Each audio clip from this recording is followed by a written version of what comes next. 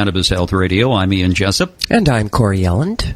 In the many interviews we've done in this podcast, you've heard some remarkable stories of people who have eliminated a variety of diseases using cannabis oil. Today you're going to hear another one. It's about colon cancer, the third most common type of cancer that kills about 700,000 people worldwide each year.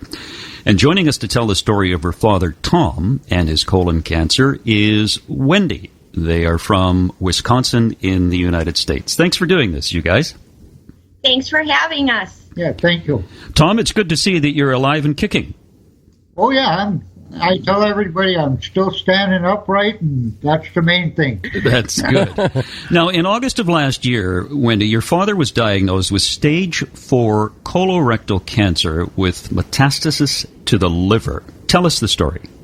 He had started out, I got a call from his doctor that we had to get him to the hospital immediately. He was bleeding profusely and had lost a lot of blood. We didn't know why. Gave him a call. He ran over to the ER. They admitted him right away. Gave him some transfusions of blood. He perked up a little bit. The very next day, they had to put some more blood into him, and they had started running some tests. And a couple of days later, after being in the hospital, they had told us he had rectal cancer and that it was pretty bad. By the time he had gotten out of the hospital, they had said it was a late stage, early stage 4. And they had also found a spot in his liver at that time. My sister and I, along with my mom, had discussed, once we heard cancer, the immediate response was, we're going the natural route, THC, cannabis. And shortly after that, I had a couple of friends who started giving me information, kind of helping me along the way to figure out what to do, how to even go about doing this. And my sister jumped in the car and drove to Colorado in search of RSO. And I had been making calls to some of the dispensaries there, getting as much information from them as I could. And we had found a place that sold recreational, which is no different than the medical, the legalized. The only difference is the amount that you can purchase at a time. But it's the exact same. So we ended up getting him what's called dewdrops, and Colorado's version of Rick Simpson oil. It's Colorado cannabis oil. So we brought that, my sister brought that back. We started dosing him right away, and it was 2.5 weeks later, he went in for more tests, and at that point, his liver cancer was completely gone. Rectal cancer did not seem to have changed whatsoever, but the spot that was in his liver, they could no longer find. It just vanished. It was gone. So what did you do after that? After that, we kept him. We had to build up his dosing. We did, like I said, we started out with the dewdrops to kind of get him acclimated, used to taking it. From that point, we just built up more and more, his tolerance more and more. And we kept him on the Colorado cannabis oil. In the meantime, he was still going back to the doctor and the oncologist, the specialist, and they were telling him that without doing chemo or radiation or surgery, that he would have maybe 6 months at the most to live. So they gave you the old sales pitch. Yes. And I was sitting in the background going, no, don't do it. What was the surgery they were talking about doing, Wendy? Originally, they had just said that they were going to do a colostomy. After he had chemo and radiation, we left the decision up to him because ultimately that was his decision, what he wanted to do. So he did go for chemo and radiation, 1 round of each. And that was the whole month of October. And I went 5 days a week for my chemo, and I went 5 days a week for the radiation. And as far as the chemo, I only took the pill. I didn't take the injected or the port type. But I did the whole month of October. I had 25 treatments of each. This is October of last year?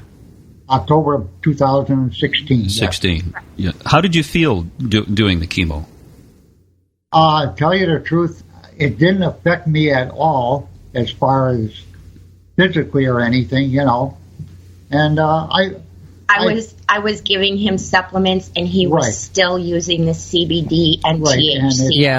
And I had no after effects from it whatsoever. Okay, well, that's probably a result of being on oil, because certainly we've seen over and over that patients that choose to do chemo and radiation, if they're on oil, come through it much, much better.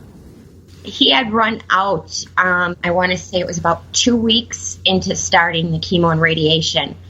We ran out of THC, we ran out of CBD oil, and unfortunately at the time, me and my sister both wanted to drive back to Colorado to get more, but my mom and my dad were worried about that. They didn't want us taking that risk of possibly getting busted transporting it back. So he went for a while. I want to say it was about a month that he went without any THC or CBD. In this time, I started giving him different herbals, vitamins, supplements to try and help. And after his chemo and radiation was over with, he had another appointment. They went to check to see what the chemo had done, what the radiation had done. And unfortunately, we found out that it didn't do anything for his rectal cancer. It was still completely, the tumors that he had one large one that was 12.5 centimeters by 6 centimeters, covering the whole back of his rectum, and then the rest of his rectum was full of multiple other tumors that were ulcering. That's a large tumor, 12.5 centimeters by 6. Yes. He had also, not only was that cancer still there, after the chemo and radiation, it came back then that the cancer was in his prostate, it was in his bladder, it was in 5 to 6 of his lymph nodes, and it was in his colon. Suddenly there was a spot in his colon. And the 2 cysts that he had on his kidneys, where they were diagnosed as just benign cysts, had suddenly turned into solid masses.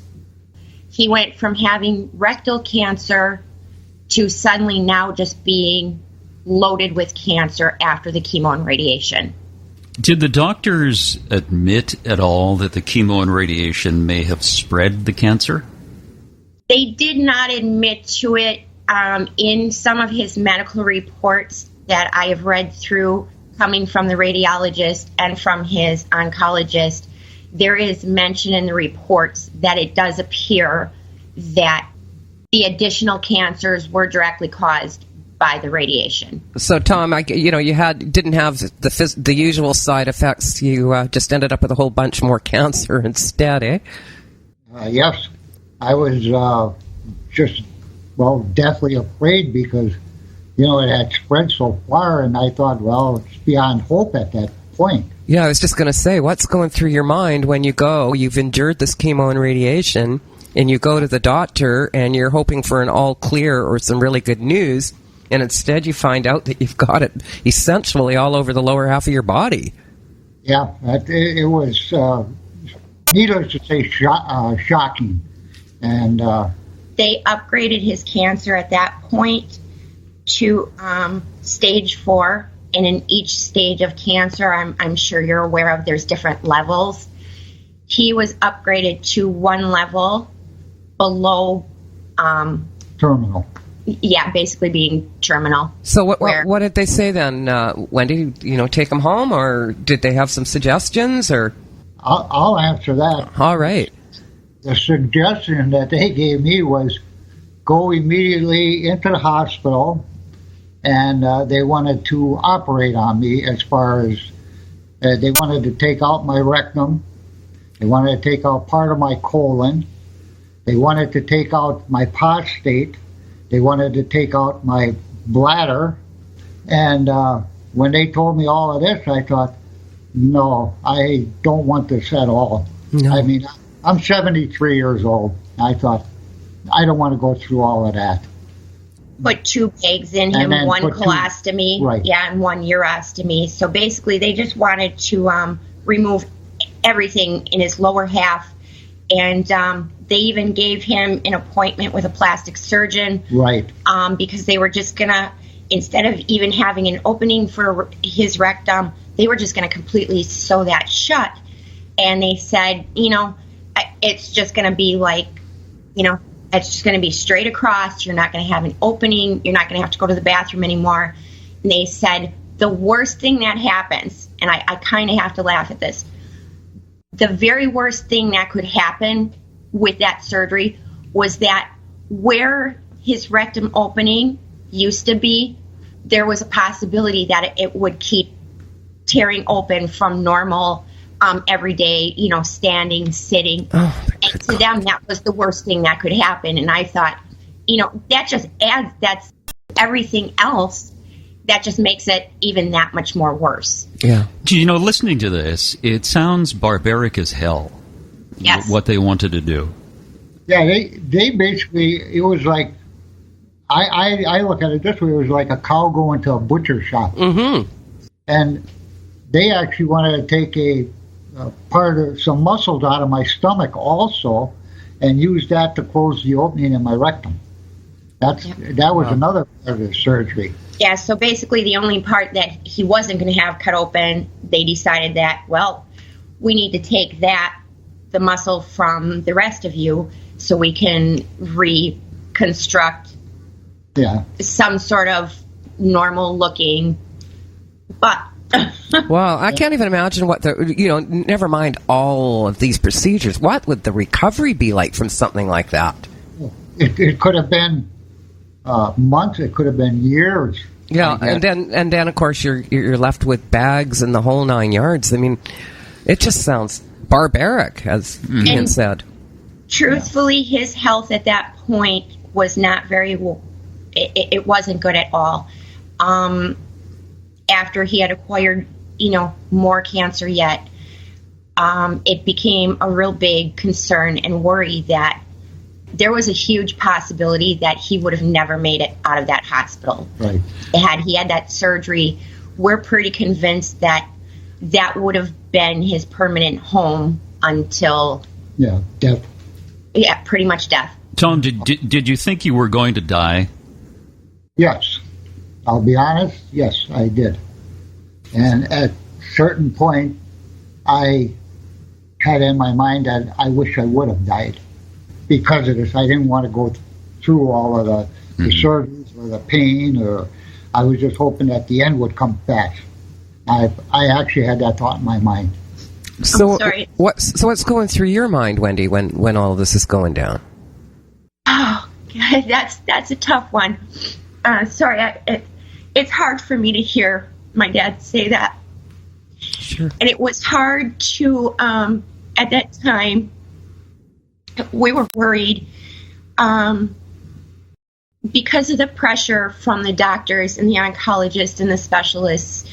And I can say they are pretty relentless about forcing chemo, radiation, these surgeries. They don't give you time to think. They don't give you time to look into other options. Pretty much from the day that they tell you that you have cancer, they have everything set up into place. This is what you need to do. This is what we're going to do on you. This is where you have to go. These are the dates, the times you have to be there. And, you just found out you have cancer. You don't even have time to process that before they start putting these things basically shoving it down your throat and then telling you that if you don't do it, you may have 6 months to live, or you may have this amount of time to live. Mm-hmm. So that all works on a person, and not only for the person that is going through the cancer themselves, but I can tell you as a family, it works on everybody. And trying to be strong in that situation for somebody who needs you is, it's hard. I definitely won't lie. We've had a lot of, I've had a lot of episodes where I've broken down crying, because there's so much going on. The thought that, you know, I could lose my dad, not knowing if he was going to get scared, what these doctors were going to tell him, if he was going to end up going through these surgeries in a panic moment. Yeah, bow to the pressure. Yeah. So thankfully, he did not have the surgery, and he's sitting here next to me. What did you guys do next? When I went to the doctors and that, they referred me to a urologist also. And I went in, and when they had checked me, he said, well, the cancer had invaded the prostate and had attached to it, and it's like cemented to it. And at that particular time, he said, you have to go in for surgery and have that rectum removed. At the same time, we'll go in there, we'll take your prostate out, and we'll take your bladder out. At that particular time, there was no cancer in the bladder or anything. The question I asked the doctor at that time, I says, why are you taking the bladder? He said, because that's the way we do things. That's the answer I got. Okay, fine, goodbye. That was the end of that doctor. I didn't like the answer that I got. Never explained anything, never took the time to tell me exactly why he was going to do that. Mm-hmm. That's the way we do things. And actually, that ended up working in our favor because then, at that point then steered him completely the opposite direction. Right. And he said, okay. How would you? Yep. That's and he said, get me some more of the THC, the cannabis, I mean the CBD oil, and I'll start taking it. And he changed his diet at that time. He cut back on all sugars, all processed foods, went to just as organic as possible, cut out meats, so just basically fruits, vegetables, a little bit of fish, a little bit of chicken here and there. Shrimp. Some shrimp. He likes shrimp, Let's right? not forget the shrimp. Yeah. I really like it now. So, yeah, Wendy, you got him started back on oil. Did you guys? What did you do? And what kind of oil? Are we talking high THC or 1-to-1 or? We are talking high THC at this point. When we were doing the Colorado cannabis oil, it was a blend of, there was a higher percent of THC, but the ratio was 1-to-1. One of my friends actually steered me in your direction. She gave me your name, Corey. Right. And said, I think she can help. Here's her information. Get a hold of her, which I did. And lo and behold, you returned my messages. In the meantime, she had helped acquire the THC and CBD that we needed. So we were able to put him back on that. Mm-hmm. And then by the time that batch had run out, we were able to find some more for him. Yeah. So Tom, how was it taking the cannabis oil for you in terms of getting high and things like that? I mean, were you an old hippie in the 60s? Okay, let me say we were actually anti-drug, anti-marijuana. Okay. In my day and age, I never had anything to do with marijuana, so I didn't really know what to expect. Don't touch the stuff. A few times when I was taking it orally, in the evening before bed, I'd wake up in the middle of the night and I was stoned. But, it didn't happen every day. It's just on and off. Okay. Tom, sorry to interrupt, did you do suppositories in the daytime and then orally at night? I did suppositories at night, and no, not the suppository, but the syringes. Syringes. Morning. And I did it in the morning and in the evening, and I also did. I took a capsule in the evening of the THC. So you did some rectally as well? Yes. Yeah. Yeah. We did mainly the rectal in the morning, in the night. Okay, because I suspect I probably told you rectal in the daytime, orally at night. I did take your advice, but I upped it. Good girl. Good girl. People are so afraid to up it, you know. I going into him every direction possible. We had it for a while. We were putting it under his tongue, but if anybody, I can't personally say what it tastes like, but I've heard it is not delicious. It's not delicious. No, it's not the best tasting stuff, but hey, it works. What was that old commercial about something that tastes horrible but it works? Oh, what was it? Buckleys. Buckleys, yeah. Yeah.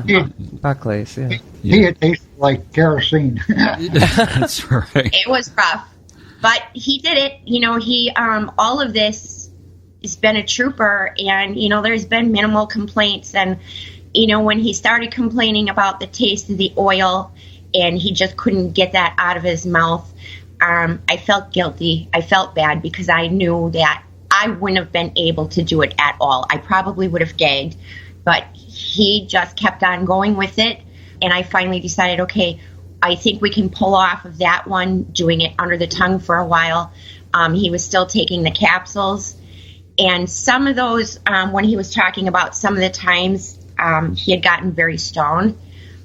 Well, I had posted a cute little story on the Phoenix Tears page. It took me, I don't know how many months, to suddenly realize I had it backwards. Instead of giving him 60 grams in 90 days, I gave him 90 and 60. The numbers, and I was giving him 90 grams in 60 days. All right, so there's the key to success right there. He did a lot of sleeping. Yeah. He was stoned quite often. So where's he at now as far as the cancer? Yeah, how do you feel now, Tom? Okay, I feel great. I have no pain whatsoever. My bowel movements are not normal yet, but they're returning back to a more normal way. When this all started, I was like, I had like a diarrhea and a lot of blood loss. I have none whatsoever today. It's, like I say, coming back to normal with the stool. So are you cancer-free? I'm not cancer-free yet. But you're heading that way. He has... I'm going to let Wendy explain this to you. What happened with the size of the tumor and everything. She knows more than I do, even though I haven't. That's why you have a daughter. I've got two beautiful daughters. And my sister wife helped out quite a bit. Right. This was a team effort between the whole family. My mother, my wife, and my two daughters, they coached me all the way along with this so far. Boy, you've got three women who love you. And we completely overpowered him and took over, which I know he didn't like whatsoever, but it needed to be done. So, like I told him, I said, I'm trying my damnedest to do everything right. Okay. So where is he at now then, Wendy? With his cancer, his latest results we just got this past Tuesday. He has no cancer, absolutely no cancer in his bladder, absolutely no cancer in his prostate, absolutely no cancer in his colon, and there is no cancer in any of his lymph nodes. What about his kidneys? His kidneys, where after his radiation, the cysts that he had turned into 2 solid tumors, and at that point they diagnosed him with renal cell carcinoma. Sarcoma? Carcinoma, correct. His last appointment showed on his left kidney it has returned to a benign cyst, non-malignant cyst. Yay. It's back in the cyst stage, but on his right kidney it is still a solid mass. Okay. We do not know whether it has shrunk, if it has gotten larger, but we do know with his rectal cancer, all of the tumors are gone except for one. The remaining tumor that is there, and keep in mind he had one large one that was 12.5 by 6, and then he had 7 other tumors attached to his rectum and to the very large tumor. The only thing he has left is one tumor that is now 2 centimeters. That is quite a difference. So you're heading in the right direction, Tom. Oh, yes, definitely. I feel, I don't know how to explain it. I'm just happy. Ecstatic? Ecstatic, yeah. Some of the stuff that doctors do today is, and what you've told me, Wendy, about what they want to do to your father is just absolutely unbelievable. I mean, they essentially wanted to hollow him out and have him pack around a couple of bags for the rest of his life if he survived the operation. If I survive. Yeah, that was a big if. The only drawback that I don't like is I used to weigh 175 pounds. And through the process so far, I've lost about 35 pounds. Right now I'm at about 140. I would like to try to get up to about 150 and maintain that. How tall are you? Right now, about 5'8", 5'9", in that range. Okay, so you want to put on a bit more weight? Probably about 10 pounds. Yeah. And, It's a byproduct of the diet that Right. he's... I did let him know at the beginning that roughly he would lose anywhere between 25 to 35 pounds. Mm-hmm. So... I've been at that 170 for 40 years, so I was so used to that heavier weight, you know. I look at myself now, I'm, kind of drawn out and everything, but at least I feel good. I feel I'm doing great. I have to laugh because out of everything he's gone through, now his only concern is his weight. Yeah. Well, that's great. Yeah. Well, that's amazing. 90 grams in 60 days. Your daughter screwed up, but she saved your life. Hey, My dyslexia kicked in. all I can say is thank you to her for screwing up. Now, how much do you take a day now, Tom? Right now? Well, I'm taking, what is that? He's still on 1.5 grams. Gram and a half? Okay, and I'm taking the rectal 2 times a day, one in the evening just before I retire and one when I get up in the morning after breakfast. So I'm taking it. Tell you the truth, I just had some here, what was it, a couple hours back, and About 2 hours ago. There's no effect. No. Whatever. Yeah, with the rectal, he hasn't had any effects whatsoever. I go all over. I don't get buzzed up or stoned or whatever, and it's just a normal everyday routine. Well, yeah, you're a quiet stoner. Yeah. Okay. Well, here's something that may be of interest to you. We did an interview last week with a fellow in Nova Scotia who's doing a lot of research. He actually cured his MS. Yeah, And Marcel. And what he did is he added some hemp seed oil to his cannabis oil. And what that does, Corey, explain that. What it seems to do is that you need a whole lot less oil.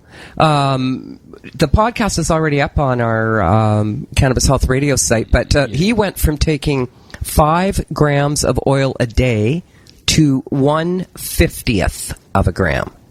Yeah, and hemp seed oil you can buy in the health food store. Yeah, or grocery stores. It's up here. It's only about $9 or $10.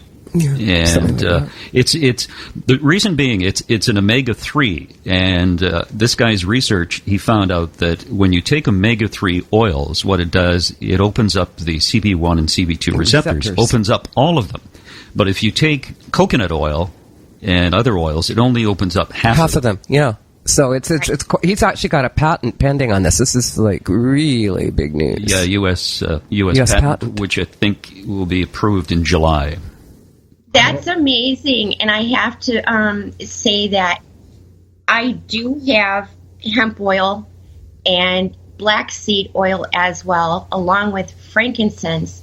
So when I mix up suppositories and capsules for my dad, I formulate them differently for each time of the day. In some of the THC, I'll add black seed oil. In some of the THC, I'll add the hemp oil. And in some of it, I'll add coconut oil. And then I'll put a drop of frankincense in each one of them.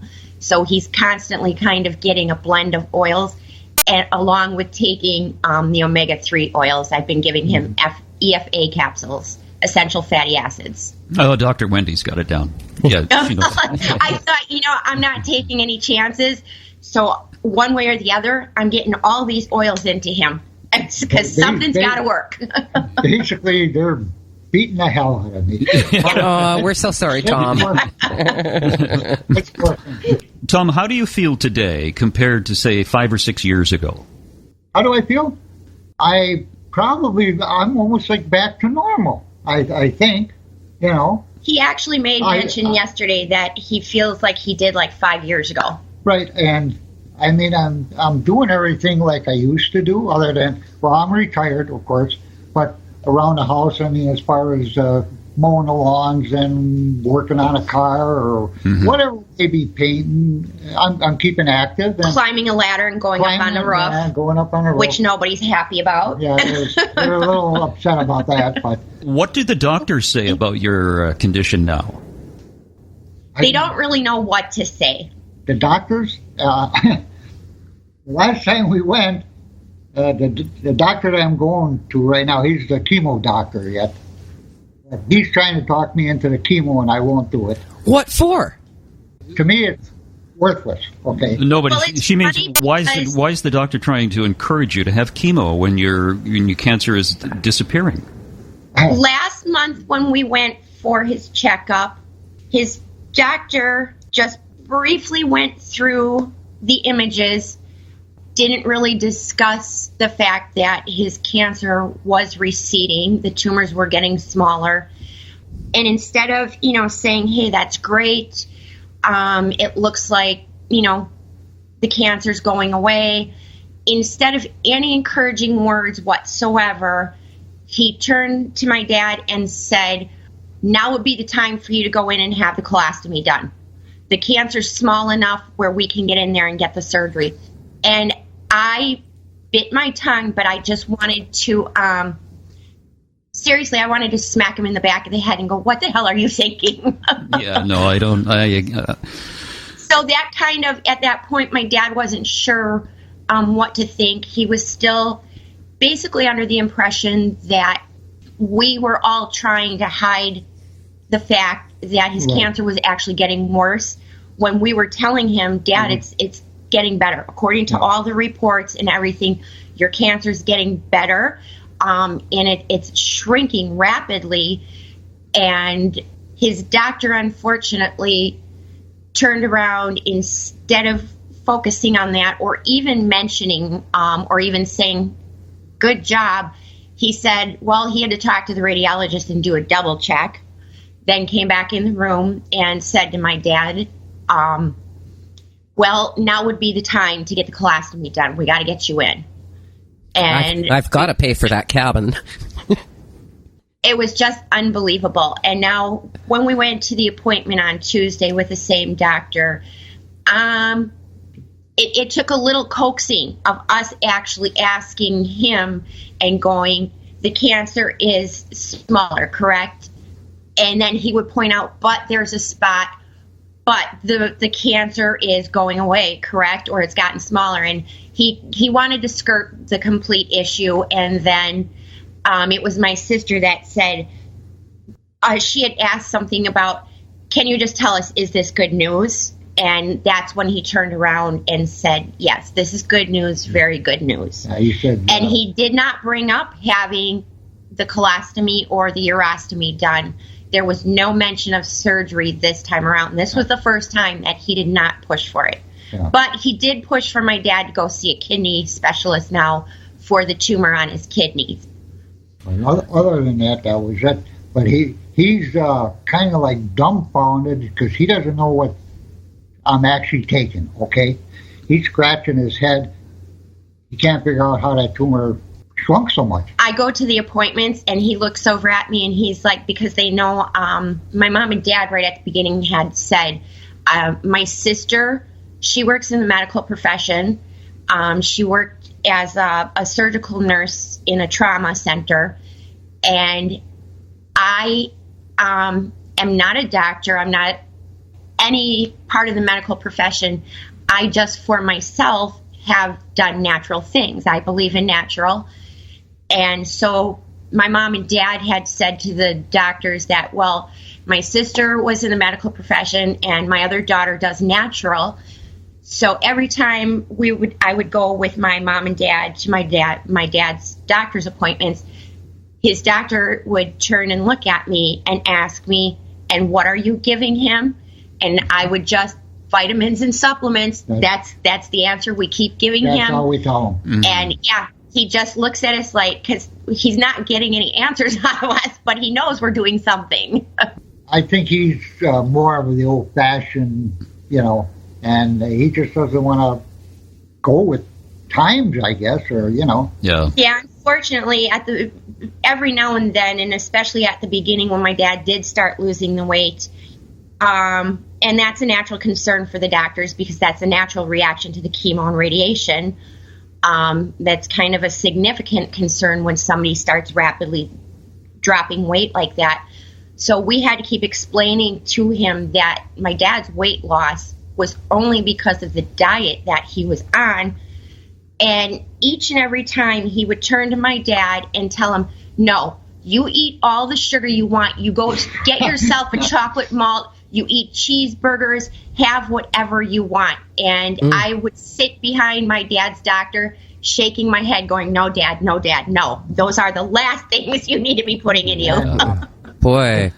If anything, that was my diet before this all happened. I was a cheeseburger freak, a candy freak, ice cream, pizzas, beer, all that good stuff. Let's put it this way. I don't think he's ever eaten a healthy thing in his whole entire life. I think what you should do now, Tom, instead of listening to your doctor, listen to the women in your life, and you'll be fine.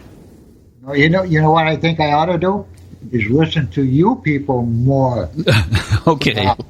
I've been on, Wendy's brought up some stuff here for me on the site to listen to. Yeah. And it's very interesting. I let him listen to the Cannabis Health Radio. And I'm going to keep doing that. I'm going to keep listening. Oh, that's great. We appreciate it. We do. It's a fantastic story, and it's great to see that you're healthy again, Tom, and you're going to kick this and just follow the advice that your daughters and your wife give you, and you'll be fine.